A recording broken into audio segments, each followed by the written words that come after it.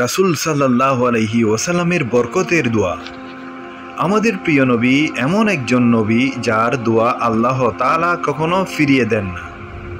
আজকে এমন একটি হাদিস বলবো যা শুনলে আপনারা বুঝতে পারবেন রাসূল সাল্লাল্লাহু আলাইহি সাল্লামের বরকতের দোয়া কত যে বরকত এনে দেয়। আপনি যদি এই হাদিসটি না শুনেন তাহলে কখনো বুঝতে পারবেন না।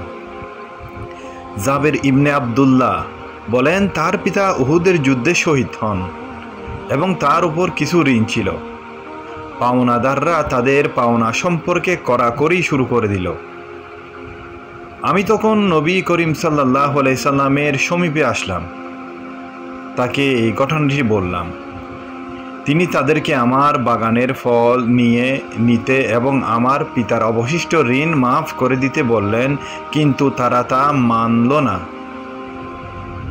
নবী করিম সাল্লাল্লাহু আলাইহি ওয়াসাল্লাম তাদেরকে আমার বাগানটিও দিল না। আর তিনি আমাকে বললেন, আমরা সকালে তোমার বাগানে যাব।